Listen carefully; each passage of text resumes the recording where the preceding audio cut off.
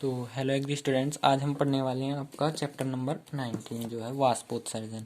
ठीक है, तो ये आपके लिए बहुत ही इंपॉर्टेंट चैप्टर है और आपको 100% अब की बार इस एग्जाम में मिलेंगे। ठीक है, और जो इसके नोट्स हैं आपको वो टेलीग्राम चैनल पर मिल जाएंगे।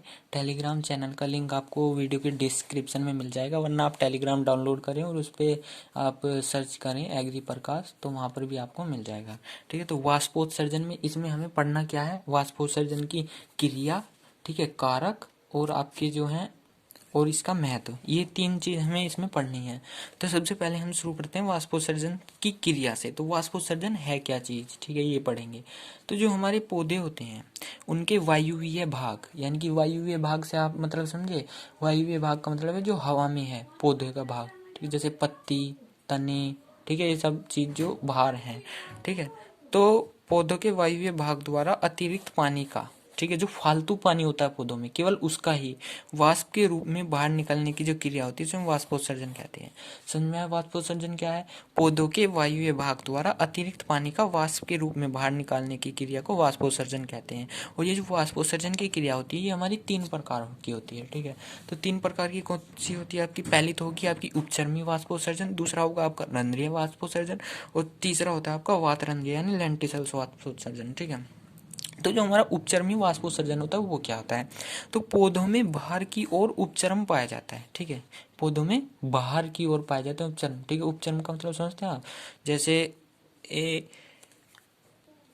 जैसे आपका ये देख लो, ये आपका तना है, ये आपकी शाखा है, तो इस पे यहाँ पे इसका जो है उपचर्म पाया जाता है। तो इससे अगर जो जल बाहर निकलता है फालतू, तो इसे हम कहते हैं उपचर्मी वाष्पोत्सर्जन। इसके बाद आता है आपका रंध्रीय वाष्पोत्सर्जन। इसमें क्या है, ये पौधे के जो हरे भाग हैं उनमें पाया जाता है। पत्तियों छोटे छोटे छिद्र पाए जाते हैं, पत्तियों में पता है आपको छोटे छोटे छिद्र पाए जाते हैं जिन्हें हम कहते हैं स्टोमेटा। ठीक है, तो पत्तियों में छोटे छोटे छिद्र पाए जाते हैं जिन्हें रंध्र कहते हैं, स्टोमेटा कहते हैं। ठीक है, और रंध्रों के द्वारा जब हमारा अतिरिक्त पानी बाहर निकलता है तो इसे हम क्या कहते हैं? वाष्पोत्सर्जन कहते हैं, रंध्रीय वाष्पोत्सर्जन। ठीक है, ज्यादातर इसके द्वारा ही वाष्पोत्सर्जन हमारा होता है। इसके बाद हमारा लास्ट आता है वातरंध्रीय लेंटिसल्स वाष्पोत्सर्जन। तो कुछ पौधों के जो प्रौढ़ तने होते हैं उनमें द्वितीयक वृद्धि के कारण जो है कुछ वातरंध्र उत्पन्न हो जाते हैं जिनका संबंध हमारा बाहरी वातावरण से होता है। ठीक है, जिन्हें हम लेंटिसल्स भी कहते हैं। ठीक है, तो जिन्हें लेंटिसल्स कहते हैं, इनके द्वारा अतिरिक्त पानी का बाहर निकलना ही वातरंध्रीय वाष्पोत्सर्जन कहलाता है। क्या है हमारे वातरंध्र? जो कुछ पौधे होते हैं, ठीक है, जो प्रौढ़ यानी कि जो ज्यादा साल के हुए होते हैं, पुराने पौधे होते हैं, उनमें द्वितीयक वृद्धि होती है तनों में उनके। ठीक है, और जो तनों में द्वितीयक वृद्धि होती है उसके बाद इसमें वातरंध्र उत्पन्न हो जाते हैं, लेंटिसल्स उत्पन्न हो जाते हैं, और इनके द्वारा अगर अतिरिक्त पानी बाहर निकलता है तो इसे कहते हैं वाष्पोत्सर्जन, वातरंध्रीय वाष्पोत्सर्जन। ठीक है, अब वाष्पोत्सर्जन को प्रभावित करने वाले कारक कौन कौन से होते हैं? ठीक है, तो आपसे पूछ भी सकता है एग्जाम में कि वाष्पोत्सर्जन से आप क्या समझते हैं, इसे प्रभावित करने वाले कारकों का वर्णन कीजिए। तो आप ऐसे ही करेंगे, सीधा वाष्पोत्सर्जन की वो लिखेंगे, अतिरिक्त पानी बाहर निकलना जो मैंने बताया आपको, इसके बाद उपचर्मी टाइप ऑफ वाष्पोत्सर्जन लिखेंगे, इसके बाद आपका वाष्पोत्सर्जन के कारक लिखेंगे, प्रभावित करने वाले कारक। तो कारक कौन कौन से होते हैं इसमें? पहला तो होता है आपका बाह्य कारक और दूसरा होता है आपका आंतरिक कारक। तो सबसे पहले बाह्य कारक को देख लेते हैं। बाह्य कारक का मतलब है जो बाहर से प्रभावित करते हैं इसे। ठीक है, तो बाहर से कौन से प्रभावित करेंगे? सबसे पहले आपकी वायु की आर्द्रता।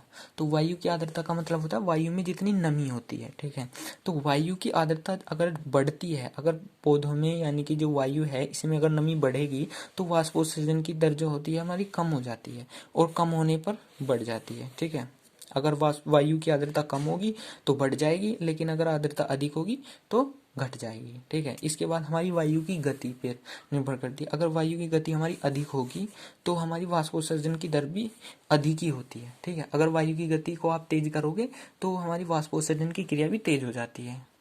इसके बाद आता है हमारा तापमान। तो तापमान अगर बढ़ता है तो वाष्पोत्सर्जन बढ़ जाता है, और कम होता है, यानी कि आप देखो कि जब तापमान बढ़ेगा तो वाष्पोत्सर्जन तो अधिक होगा, लेकिन अगर ताप घटेगा तो वाष्पोत्सर्जन घट जाता है। इसके बाद वायु के दाब की बात आती है। तो अगर वायुमंडल का दाब अधिक होता है तो इसका जो हमारा वाष्पोत्सर्जन है वो कम हो जाता है, लेकिन अगर वाष्पोत्सर्जन जो वायु का दाब है वो कम होगा तो वाष्पोत्सर्जन की क्रिया अधिक हो जाएगी, और वायुमंडलीय दाब अगर अधिक होगा तो वाष्पोत्सर्जन की क्रिया कम हो जाती है। ठीक है, इसके बाद प्रकाश की तीव्रता की बात करें। अगर हमारी प्रकाश की तीव्रता अधिक होगी तो वाष्पोत्सर्जन की दर बढ़ जाती है, लेकिन अंधेरे में वाष्पोत्सर्जन होता नहीं है।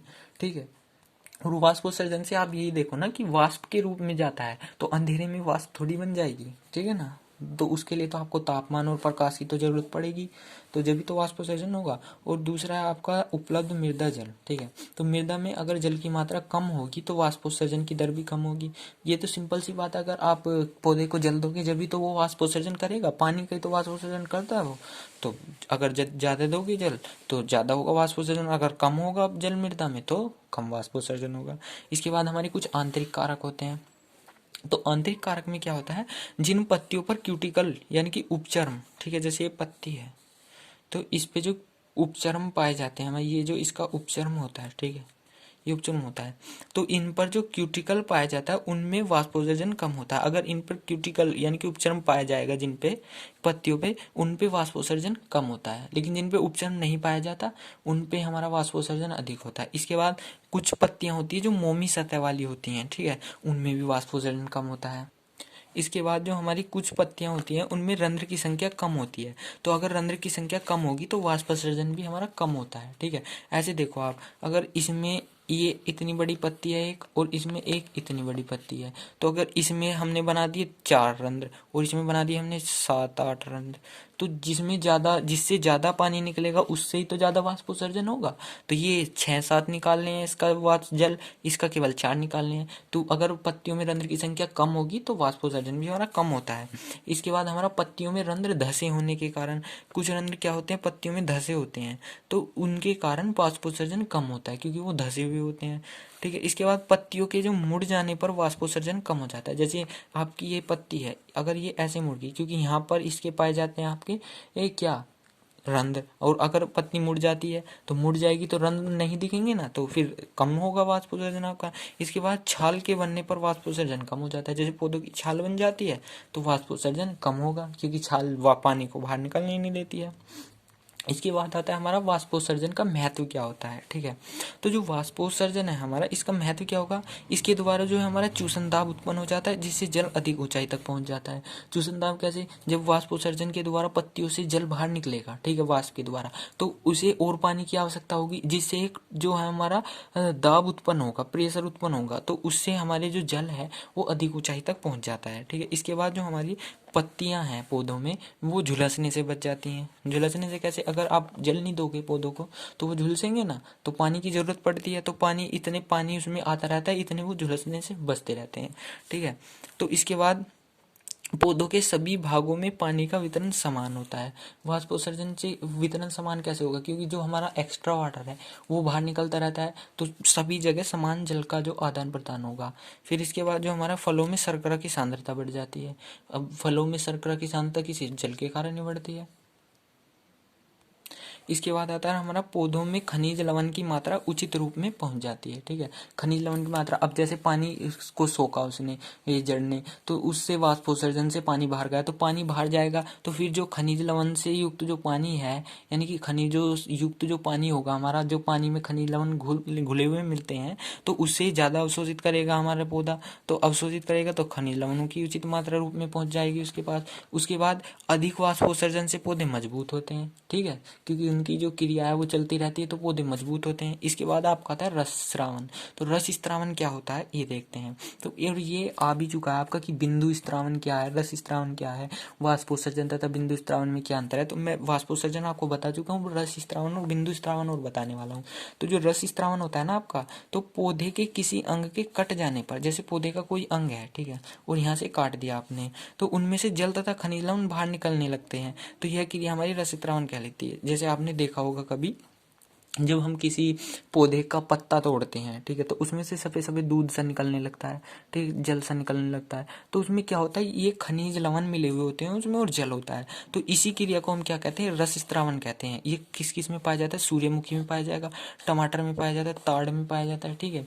इसके बाद हमारा आता है बिंदु स्त्रावन। तो बिंदु स्त्रावन क्या होता है हमारा, यह क्रिया जल रंध्रों के द्वारा होती है। किसके द्वारा, जल रंध्रों के द्वारा। इसमें ऐसा नहीं है, देखो वाष्पोत्सर्जन अलग होता है और आपका बिंदु स्त्रावन अलग होता है। जल रंध्र कहाँ होते हैं, पत्ती की निचली सतह पर आपके जो है क्या होते हैं, जल रंध्र होते हैं। पौधों की पत्तियों की सिराओं में अंतिम सिरे पर उपस्थित होते हैं आपके जल रंध्र, ठीक है। तो इन्हीं रंध्रों के द्वारा जब पानी बूंद के रूप में बाहर निकलता है तो यह क्रिया हमारी बिंदु स्त्रावन कहलाती है। जैसे घास, टमाटर, कचालू, जैसे आपने कभी देखा होगा किसी पत्ती के ऐसे ही यहाँ पर जल होता है, ठीक है, तो उसे आप ओस भी समझ लेते हैं, तो ओस नहीं बिंदु स्त्रावन होता है, ठीक है। तो घास, टमाटर, कचालू ओस भी होती है हालांकि, लेकिन वहां पर बिंदु स्त्रावन होता है पत्ती की निचली सतह पर, जिसमें बूंद के रूप में जो पानी हमारा निकलता है, ठीक है। तो अब वाष्पोत्सर्जन और इसमें क्या क्या अंतर हो गया, देखो वाष्पोत्सर्जन में क्या है, वाष्पोत्सर्जन में प्रकाश की आवश्यकता होती है, लेकिन बिंदु स्त्रावन हमारा इसमें ज्यादा जरूरी नहीं है कि ये प्रकाश की आवश्यकता हो। लेकिन जो हमारा वाष्पोत्सर्जन है उसमें क्या है, वाष्पोत्सर्जन में वाष्प के रूप में बाहर निकलता है जल, लेकिन हमारा बिंदु स्त्रावन में वाष्प के रूप में नहीं, बूंद के रूप में निकलता है। देखो यहाँ से देखो वाष्पोत्सर्जन और बिंदु स्त्रावन में अंतर क्या होता है, ठीक है। तो जो वाष्पोत्सर्जन है हमारा, इसमें जल वाष्प के रूप में बाहर निकलेगा, और जो हमारा बिंदु स्त्रावन है इसमें हमारा जल जो है द्रव के रूप में बाहर निकलता है, वाष्प के रूप में निकलता है ना। जो हमारा वाष्पोत्सर्जन है इसमें वाष्प के रूप में, और बिंदु स्त्रावन में हमारा जल द्रव के रूप में निकलेगा, ठीक है। इसके बाद जो वाष्पोत्सर्जन है इसमें शुद्ध जल निकलता है, लेकिन जो हमारा बिंदु स्त्रावन है इसमें जो जल निकलेगा वो खनिज, लवण, शर्करा, अमीनो एसिड यानी कि सभी चीज मिली हुई होती हैं उसमें, लवण सारे, ठीक है। तो इसके बाद जो हमारा वाष्पोत्सर्जन है इसमें ये जल रंध्रों से निकलता है, और इसमें ये जल खनिज से बाहर निकलता है, किससे, जल रंध्रों द्वारा से। ये देखिए इसमें क्या है, जो ये है हमारा वाष्पोत्सर्जन, इसमें तो रंध्रों से निकलता है बाहर, लेकिन जो हमारी बिंदु स्त्रावन है इसमें जल रंध्रों के द्वारा, रंध्र और जल रंध्र अलग अलग होते हैं, ये बात समझना, ठीक है। जल रंध्र जो होते हैं वो पत्ती की निचली सतह पर पाए जाते हैं, जबकि जो हमारे जल रंध्र सिराओं की निचली अंतिम जगह पर पाए जाते हैं, जो हमारे जल रंध्र होते हैं, लेकिन जो रंध्र होते हैं वो उस पूरी पत्ती पर पाए जाते हैं, ठीक है। इसके बाद देखते हैं इसका नियंत्रण जो होता है हमारे कोशिकाओं के द्वारा होता है, द्वार कोशिकाओं के द्वारा, ठीक है। वाष्पोत्सर्जन का नियंत्रण द्वार कोशिका करती है, लेकिन इसका जो बिंदु स्त्रावन है इसका नियंत्रण कोई नहीं करता, ठीक है। और यह दिन के समय अधिक होता है वाष्पोत्सर्जन, इसे प्रकाश की आवश्यकता होती है, लेकिन ये हमारा प्रातः या रात के समय होगा बिंदु स्त्रावन, क्योंकि इसमें तो जल बूंद के रूप में बाहर निकलता है। तो जो हमारा आखिरी पॉइंट है इसमें क्या है, इसमें चूसन दाब उत्पन्न हो जाता है वाष्पोत्सर्जन से, लेकिन जो हमारा बिंदु स्त्रावन है इससे कोई दाब उत्पन्न नहीं होता। तो वाष्पोत्सर्जन आपका कंप्लीट हो चुका है। अब इसके बाद हम पढ़ेंगे आपका दूसरा चैप्टर नेक्स्ट।